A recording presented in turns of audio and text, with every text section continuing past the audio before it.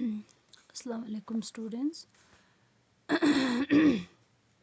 सो हम लोग constitutional design जो है हम लोग पढ़ रहे हैं।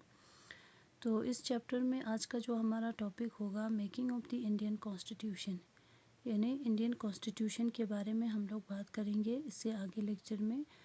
तो इससे पहले जो है हमने पिछले दो तीन लेक्चर में हमने पढ़ा था साउथ अफ्रीका के कॉन्स्टिट्यूशन के बारे में कि साउथ अफ्रीका में कॉन्स्टिट्यूशन कैसे बना, ठीक है, और उनके जो फंक्शन कैसे होती है उन चीज़ों के बारे में हमने पढ़ा, ठीक है।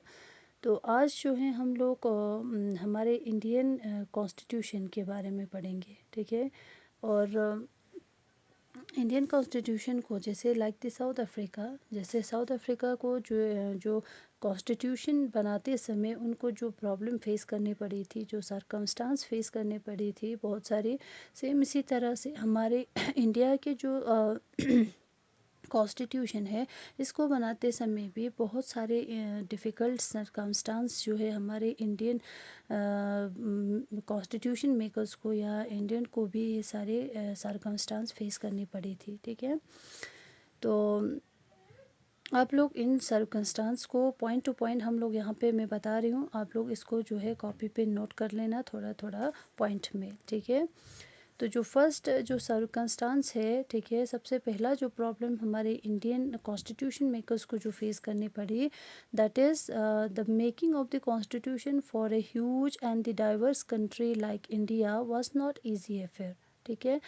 एज दिस हमारे इंडिया जो है एक हमारे इंडिया एक डाइवर्स कंट्री है जिसमें बहुत सारी डाइवर्सिटीज़ है on the basis of religion, caste, region, colour या ठीक है, इस तरह से बहुत सारी, जैसे कि जो हमारे सोसाइटी में इवन जेंडर डिवीजन भी है।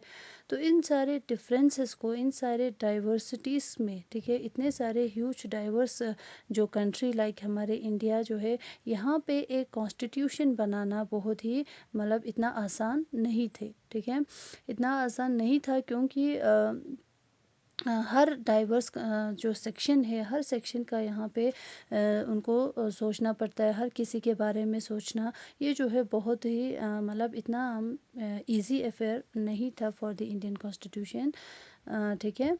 तो जो सेकंड जो सरकमस्टांस इनको फेस करनी पड़ी कि उस टाइम जो है हमारे इंडिया जो है आफ्टर इंडिपेंडेंट इंडिया दो पार्ट में डिवाइड हो गई थी, थ्रू इंडिया का पार्टीशन हो गया, ठीक है। The country was born through a partition on the basis of किसके बेस पे, रिलीजियस के बेस डिफरेंस की वजह से, ठीक है, हिंदू मुस्लिम जो रिलीजियस डिफरेंस है इसकी वजह से जो है हमारे जो इंडिया है उसमें पार्टीशन हो गई।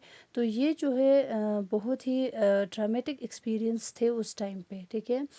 तो ठीक, नेक्स्ट जो है third point, the British had left it to the rulers, ठीक है, हमारे जो ब्रिटिशर्स है, ठीक है, उस टाइम का जो ब्रिटिशर्स है उन्होंने हमारे रूलर्स के ऊपर छोड़ा था कि वेदर टू ज्वाइन या whether they want to join India और पाकिस्तान और रिमेन इंडिपेंडेंट, ठीक है।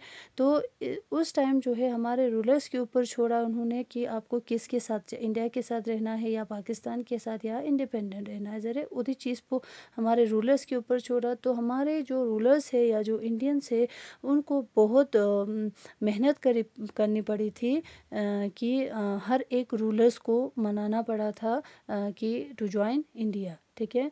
तो इस वजह से भी इनको बहुत मुश्किल या जैसे हम कहेंगे डिफ़िकल्टीज़ जो है आई, ठीक है।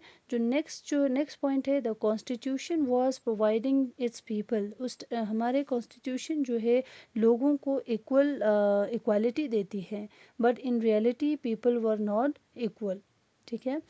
Next, maker of the constitution, ठीक है, हमारे जो कॉन्स्टिट्यूशन मेकर्स है उनको भी मतलब कहीं ना कहीं एक डर था कि क्या ये जो कॉन्स्टिट्यूशन ये लोग बना रहे, क्या ये हमारे इंडियन पीपल्स जो है इसको एक्सेप्ट कर पाएगा या करेगा।